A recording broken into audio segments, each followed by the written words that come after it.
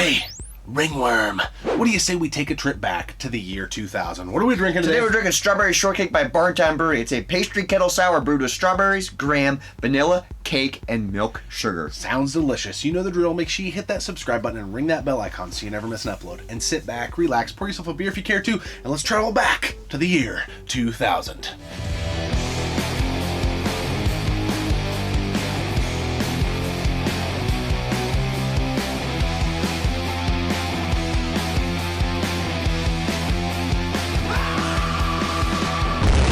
Hey, Retro Rivals here. Jen, what's your favorite thing to do?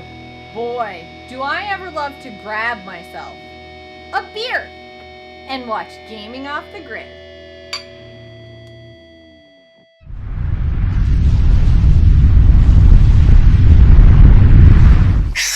Here we are. It is the year 2000, the year the beloved PlayStation 2 came into our lives, and that little sumbitch just turned 20 years old. Let's travel back to the year 2000. And let's do a look back at Desert Island 2000. Let's jump in with music. We love music. Yeah.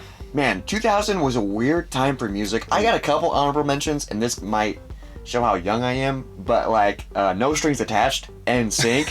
I had the cassette.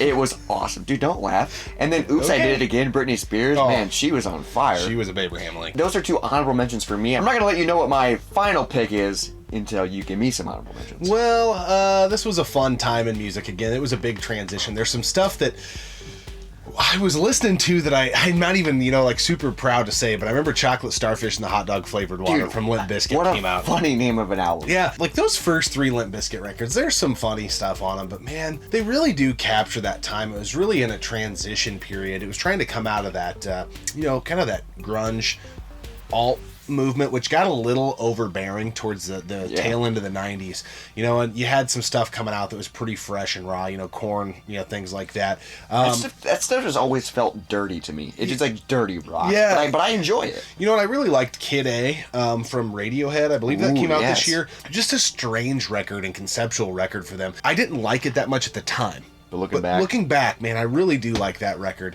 But yeah, it was just a strange time. I'm anxious to hear what your pick is, though. Okay, my pick from 2000, I remember actually listening to the main hit from this song on the school bus. And my album from 2000 is the Marshall Mathers LP. Dude, this album by Eminem is such an iconic album. You got Stan, The Real Slim Shady. Dude, that song I heard on the bus, and I was like, will The Real Slim Shady please stand up? Dude, that song was dope. And then, like, I'm Back is a banger of a track. On this album, Ken Kniff returns. And dude, Ken Kniff is one of my favorite alter egos of Eminem. Dude, he is... give it back to Shady. He was sucking it better. It's so funny. Dude, this album is iconic. I think this is his third album.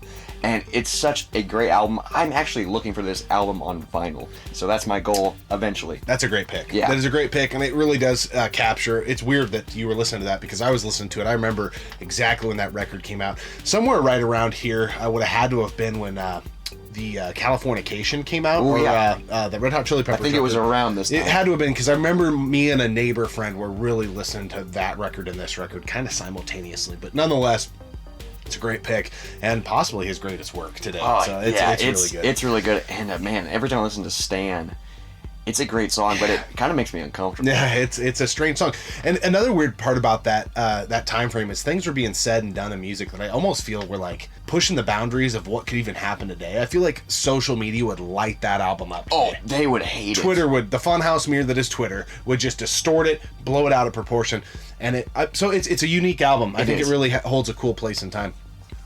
It was really tough for me to decide this. I had it narrowed down to two. White Pony from Deftones is a huge record. Deftones. I love that album. My brother and I got it for free from a DJ when we were at the mall. We stopped at their booth, and nice. So we spent a lot of time listening to that record. But it's not my number one.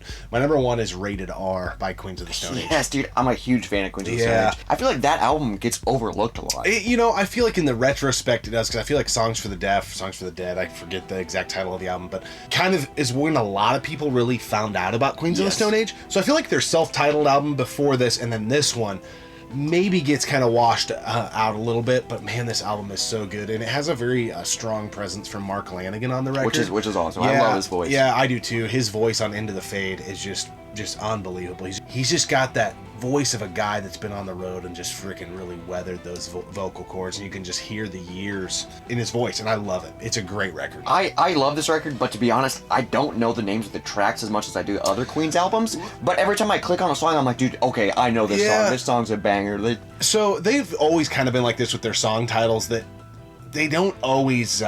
you can't really just hear the song and be like, oh, I bet it's called this. They have like weird names. Yeah, it's weird, and some of them are long. Yeah. But that is a great pick. And the album cover, I love how just simple it is. It's just blue, and then it just says rated R. Yep.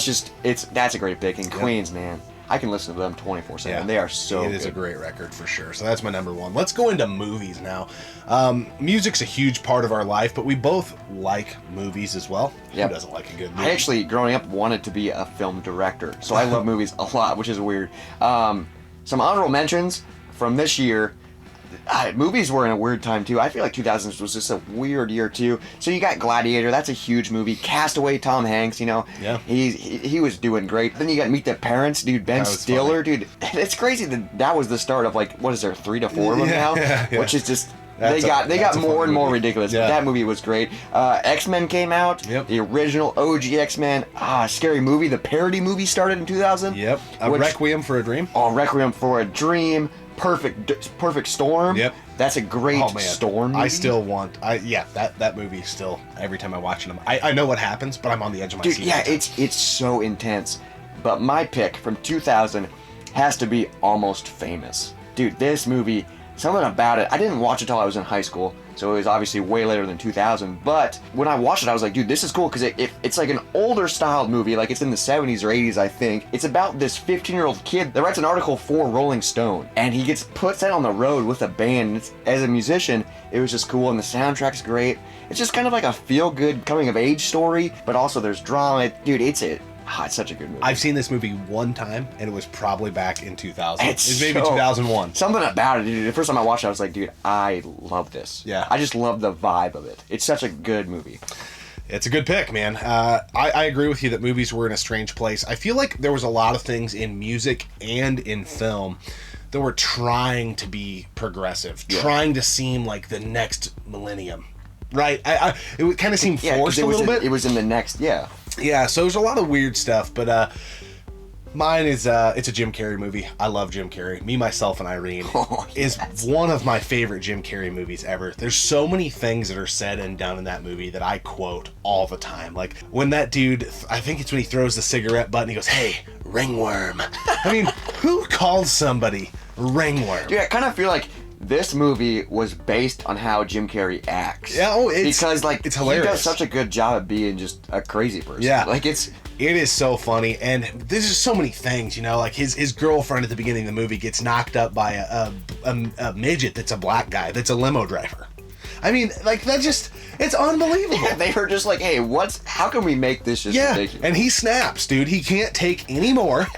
After he finds that out, he just loses his mind. And the movie just ensues from there. It is so funny. Fried chicken Vagisil. Seems like somebody has a little extra cheese on the taco.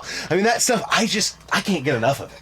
It is crude. It's when they were still making comedy movies that weren't made for the family. Yes. There were things said and done in this movie that you can't show your kids. Hey, it's kind of like, Eminem saying, Will Smith doesn't have a cousin who raps to sell records, but I do. So fuck him and fuck you too. Right? Yeah, dude, that's such a great line. Things just have that mentality, Now Jim Carrey's movies, more like Adam Sandler in that they're just made for everybody to like. This wasn't made for everybody to like. It wasn't made for everybody to watch. You put your kid in front of this movie, you're gonna fuck them up. Yeah, but it's a great movie. I mean, I wish I would have watched it when I was younger. I did. Yeah, because your humor is developed. I was probably in 8th grade when I seen it, but I love that movie. I'll always love that movie. And he wakes up that next morning, he's got that dildo in his ass. I mean, there is just so many things that are so funny. If you have not seen Me, Myself, and Irene, you really need to watch this movie. I think we need to put it on in the game room. Jim Carrey's one of my favorites, dude. He's just out of control. Good. We got one more category, video games, which is the whole point of this channel, but let's talk about this beer first. The Strawberry Shortcake Pastry Sour by Barntown. What do you think? We are on a kick with Barntown Brewing right now. It's a small brewery here in Iowa that doesn't distribute, so you can only get stuff in the tap room, but they do can. I wouldn't be shocked if they start distributing here at some point. We did the Cherry Cheesecake Sour already. This is right up there with it. I think I liked that a little better. Yes, but this is... It's basically what we said about the cherry cheesecake, but just applied to strawberry shortcake. Like, this is exactly what it says it is. Yeah. It's just enjoyable. It's got a nice tart, but not too tart. Like, if you're not a fan of sours, you would still enjoy this. I don't know how they make a beer like this. This is incredible. Well, we had on a stream their blueberry muffin sour, and I feel like all of their sours, first off, they're fantastic. But I feel like they would be great sours to introduce somebody to the genre. Yes, I feel like it's not too puckery. Yeah, and some of them, you start getting into sours and gozes and things. Sometimes it's just kind of like IPAs. They want to just show you how sour they can be. I'm a huge fan of sours though, so me too. So I enjoy that. But these are all about the flavor, and it's weird to me, but most of the beers we have had from them, they say what it is, and that's exactly what it tastes like. It's insane because it's like, dude, strawberry shortcake, how can you put that into a beer? They did it. With this. It's fantastic. Barntown, highly recommend. Yep, they're slowly becoming, if not already, our favorite brewery in the state. And they're really new to us. Like, that's crazy. Speaking of things that we love and know, video games. What is your video game from 2000 or honorable mentions if you have those? I mean, it was a cool time for video games. It was I don't want to say it was a tug of war. Jet Grand Radio was a very big game for me. I love that game on the Dreamcast. I still play that game quite a bit to this day. But it can't even be close to WWF No Mercy. I still play this game all the time. I love everything about it. In my opinion, it's the greatest wrestling game ever made. It's pretty freaking good. It's just a lot of fun. I love the creative mode in it. I love that it had that SmackDown mall where you could buy different things. The customization. I just don't think wrestling games have ever quite got to the point that they were at when WrestleMania 2000 and this game came out. I would listen to anybody's argument that WrestleMania 2000 is on the same level as this. I think it's kind of like 1A, 1B. They are very similar. It's just which game do you prefer? Yeah, I like them both. And even Revenge, which the reason I don't like WCW versus NWO Revenge as much as A, wasn't as big a fan of WCW, but B, it didn't quite have the customization like the season mode and things like that the next two games in the series did. But WWF No Mercy, I just love it. If I'm going to put in a wrestling game to this day, that's usually the one I'm going for. And dude, we recently just did a Royal Rumble, and it was so much fun. Yeah, it was a great time. It was so much fun. So there was a lot of games, PS1 era, the PS2 is just now coming out, the N64 is hot. I was loving my N64. Banjo-Tooie came out, which was awesome. I was a huge fan of Banjo-Kazooie. Zelda Majora's Mask. Yep. Never played it, because I haven't really played the Zelda games. It's an awkward game, but it's cool. Perfect Dark, that is a great game, but my game has to be Tony Hawk Pro Skater 2. If you know anything about me, you knew I was going to pick that. I'm a huge fan of all the Tony Hawk games. 3 is my favorite, but 2 is when things started to get better. 1 was really good, but then 2 was just another step in the right direction. The soundtrack, incredible. The locations to skate. Dude, Bob Burnquist, that was my freaking dude back in the day. I would skate as him the entire game. It was awesome. I just love the skating games, and I had this on multiple consoles. Like, I played it on the 64, and I used the D-pad, the yellow D-pad, top was grind, and then I would play it on my PlayStation 1. This game is dope. I still go back to it. I still go back to all the skating games. I just love that culture, that time. Yeah. They just captured it perfectly with these games, and it's just, I can't ever stop playing them now. I've always been a huge fan of skate culture. Big fan of those games, and I always think skate culture is really kind of a good barometer of where the youth is in the country. I've just always thought that. I just feel like it's that great spot. Grab that cartridge real quick. Something cool. 2000s. Yep. Black cartridge and yellow. Who doesn't get jacked up about colored cartridges? I tell you what, dude, that is hard. It's so cool to not get excited about. Nonetheless, man, 2000 was pretty cool. What a cool year, man. Yeah. It's new millennium, new freaking just everything. Yeah. It was awesome. If we were stuck listening to Rated R, Marshall Mathers LP, watching Me, Myself, and Irene, dude, I feel Tony like Hawk Pro Skater number. Here's what's funny, I feel like we kind of already do that. Yeah. I feel like we kind of already still play these games all the time. Yeah. We still listen to the Queen of the Stone Age. We still listen to Eminem. It's weird, and that was 20 years ago, and we're still doing this stuff. It's wild. To think that the Marshall Mathers LP is 20 years old. And he just released a new album. Yeah. Which I actually enjoy. I've listened to it a few times. It's just pretty weird, good. Though, to still... when we were listening to that before this episode, it still feels cutting edge and